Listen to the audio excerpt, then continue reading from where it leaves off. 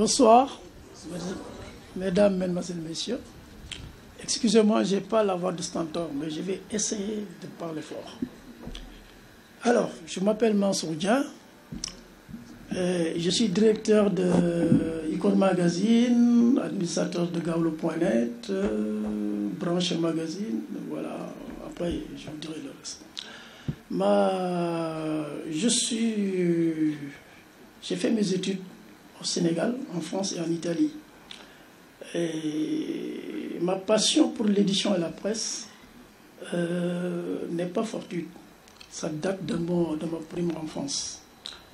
Et pour connaître cette trajectoire, j'ai plongé un peu dans mon royaume d'enfance.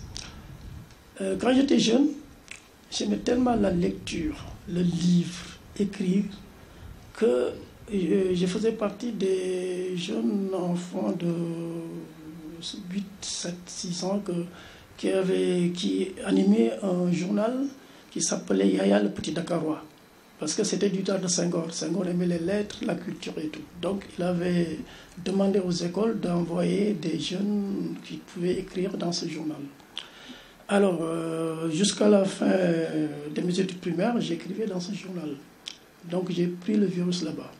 Arrivé au lycée Blaise Diagne, alors j'étais au premier cycle, mais je faisais partie des rares élèves du premier cycle qui faisaient partie de la rédaction de BD Flash. BD Flash était le journal de l'école. Alors c'est pourquoi quand quelqu'un m'a rencontré, quelqu'un qui est bien connu dans les organismes internationaux, m'a dit que je savais que tu serais journaliste parce que tu as commencé très tôt. C'est Alimana Bacheli, quoi. Je ne sais pas si c'est votre cousin ou quoi. Voilà. Alors, après mes études secondaires, par voie de concours, j'ai eu une bourse de la coopération internationale pour aller en Italie à l'Institut d'État des arts et métiers d'Urbino. Là, on forme dans l'industrie graphique, au secteur de M. Ziad, dans la presse, l'édition. Alors, j'ai vécu là-bas. Quand j'ai fini les études, il se trouve qu'il y a un monsieur qui s'appelait Léopold Sédar Senghor qui était en Italie. Et l'ambassadeur Simon Senghor lui a dit que, écoute, il y a un Sénégalais qui est là, ils ont fini, je suis invité parce qu'il y a la remise des diplômes. Il se trouve que ce Sénégalais-là fait l'édition et puis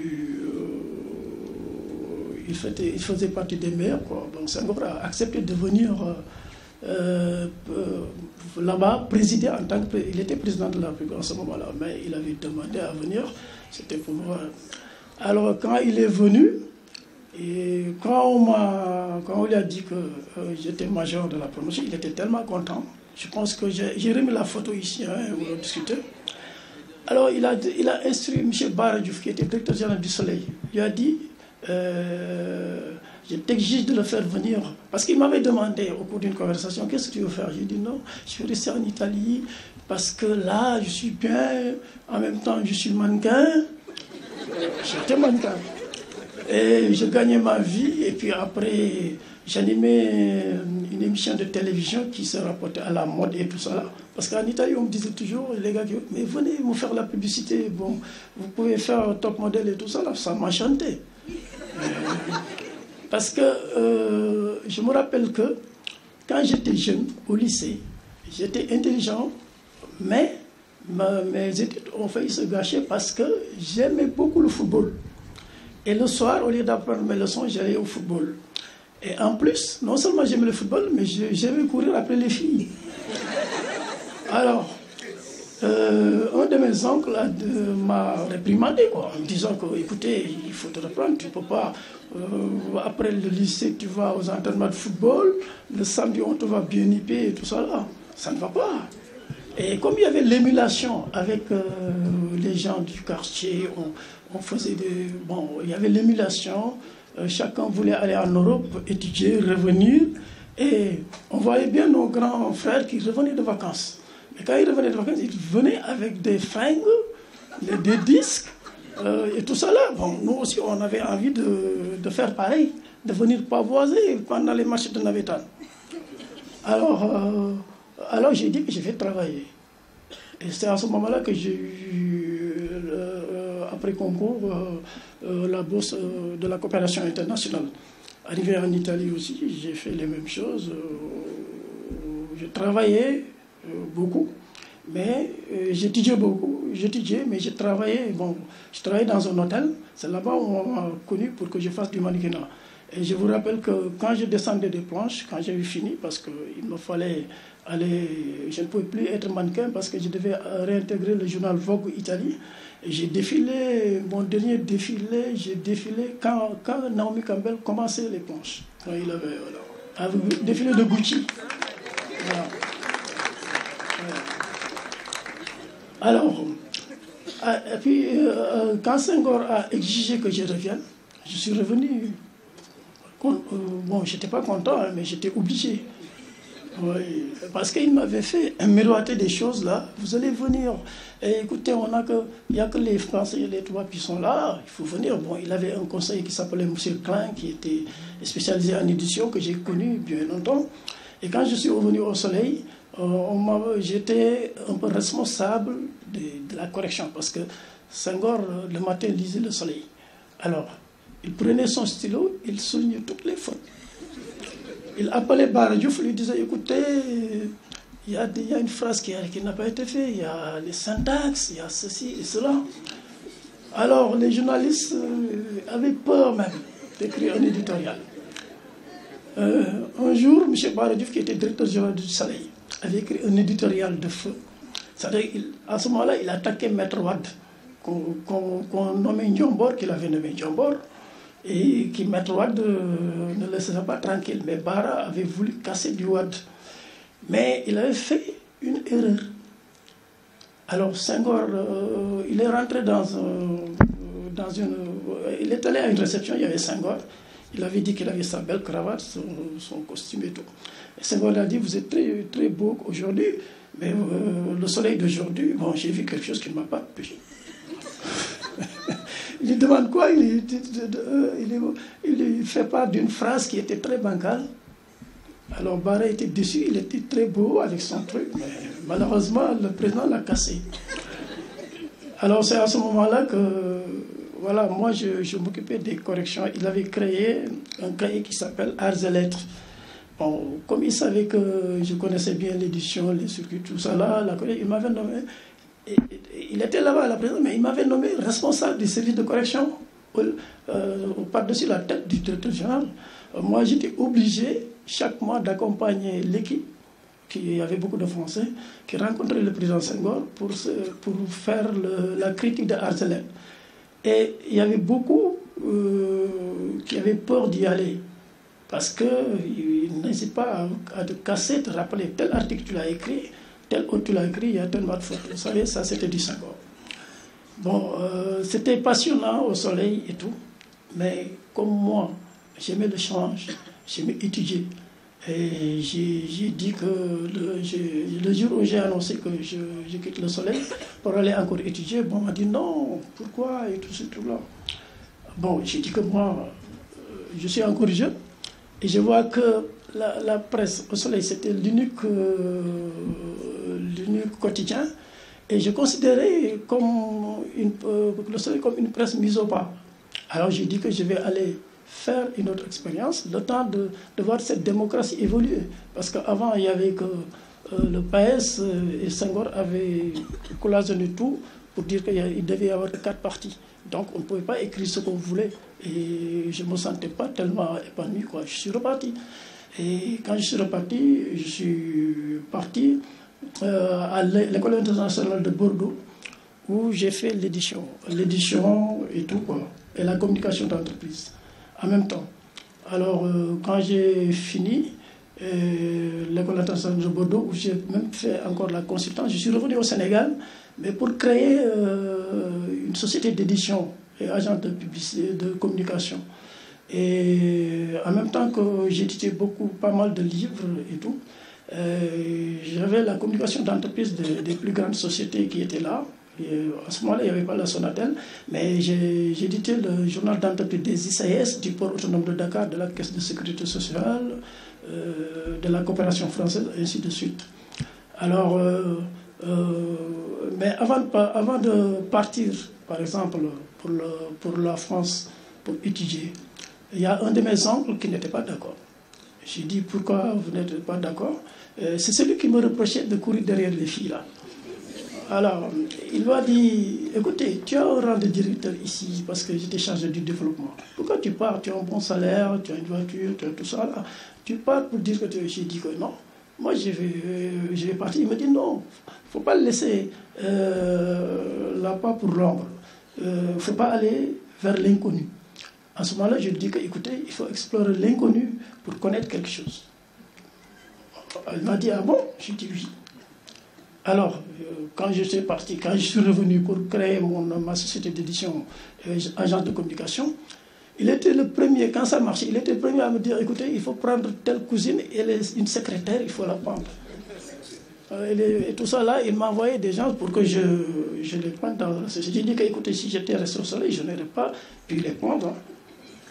Alors, il m'a dit, écoutez, voilà, vous avez raison, et tout quoi. Et puis aussi par le virus de l'édition, comme j'étais à Vogue Italie, j'ai vu que les magazines, les magazines étaient tous dans la presse politique. Il n'y avait pas une autre forme de lecture. J'ai dit, écoutez, moi j'étais à Vogue, je connais tout ça. Alors j'ai créé Tchof Magazine avec un ami, Laïba Diallo. On a créé Tchof Magazine qui proposait une autre forme de lecture. Mais après, j'ai laissé encore là-bas Laïbamba, je suis reparti en Italie pour faire l'éditorial, quoi, spécialisation. Alors quand je suis revenu, j'ai vu que Tchof n'évoluait pas selon le sens que je voulais, quoi. J'ai créé Icône Magazine, qui maintenant va fêter son 100e numéro dans 2 mois et 10 ans. C'est 10 ans et son 100e numéro. Parce que, voilà. J'ai voulu donner aux Sénégalais une autre forme de lecture, c'est-à-dire que c'est d'avoir quelque chose autre qui n'est pas politique, qui est culturel, mais pas comme ce que voulait Senghor, parce qu'il n'était plus là. Alors, la mode, la musique, j'ai fait connaître pas mal. J'ai aidé à l'éclosion de beaucoup de talents qui sont là, des artistes, des comédiens, tout ça que j'ai présenté. Et voilà, bon. On me disait que j'étais le père du people, mais c'est quelque chose que je sentais, parce que j'étais à Vogue, et puis j'ai fait un stage à Paris Match, et je vous rappelle que j'ai commencé à acheter Paris Match à l'âge de 13 ans. Ça veut dire que ça, j'étais mordu depuis. À l'âge de 13 ans, j'étais Paris Match. Un de mes grands m'avait dit carrément qu'il faut d'autres, quoi. Paris Match à 13 ans, il m'empruntait ça pour toi. J'ai créé Branché qui était People à 100%. Et quand je l'ai recentré pour faire l'information équilibrée, People tout. Je considéré comme le Paris Match du Sénégal. Et quand après, maintenant, il fallait que je m'adapte parce que l'Internet est en train de tuer le papier. Alors j'ai créé le site d'information gaulo.net, information générale, Gaulo, où j'écris moi-même parce que c'est ma chose. J'écris des choses qui ne plaisent pas peut-être au gouvernement ou à tout le monde, parce que moi je suis équidistant, je ne suis pour personne. Si vous voyez gaulo.net noté, vous cliquez là-dedans, vous voyez des articles très engagés, mais qui m'engagent parce que je les ai signés, mais qui n'engagent pas peut-être la rédaction ou quelque chose comme ça. Alors, au moment où je me suis dit que le papier va avoir des difficultés, on en a, parce qu'il y a l'érosion des ventes, parce que c'est très difficile. Peut-être que l'imprimeur sait que maintenant les papiers, parce que Icône était avec beaucoup de journaux, satellites, Station One, tout ça, ces journaux, ces magazines ont disparu parce que c'est très difficile. Mais moi, c'est une passion, et puis je tiens encore la route parce que je suis diversifié. Diversifié pour avoir des ressources pour continuer Icône qui est ma passion. Même si je ne gagne pas de l'argent, à chaque fois que je sors Icône, c'est de l'argent perdu. Parce que j'ai investi des choses. Alors, j'ai dit que je vais diversifier. Dans mon esprit de diversifier, j'ai créé Coaching Pro. qui est maintenant dans le community management et la communication d'entreprise que je connais bien. Je suis diplômé, quoi. Et pour cela, j'ai fait revenir mes enfants. Ils étaient aux États-Unis. Alors, quand je leur ai dit, écoutez, il va falloir que vous pensiez à revenir, hein, parce que moi, je vais créer une structure et vous allez venir travailler. Ils me disent, quoi? Nous, on est bien ici. Hein. On travaille ici et tout ça. J'ai dit, non, c'est dans votre pays que vous devez montrer ce que vous savez faire. Pas là-bas. Vous serez toujours des étrangers. Vous savez, je leur donne un exemple. Je l'ai dit, ceux qui meurent aux États-Unis, qu'est-ce qu'on fait? On les envoie au Sénégal, les enterrer ici. Vous voyez, on dit le corps vient tel jour, tel jour, tel jour. Et tout cela, vous êtes obligés de revenir dans votre pays. Venez. Alors,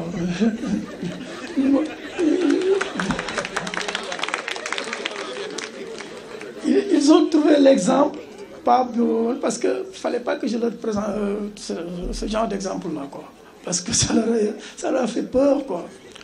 Alors, ils sont revenus il y a quelques mois et on a mis en place la structure. Et ils ont vu que, dès qu'on a mis la structure, ils ont eu pas mal de marchés concernant cette structure. Et l'un est Drive, le Goodred, de la communication du groupe Goodred. Le petit qui a que 23 ans, 24 ans, a commencé à travailler, quoi.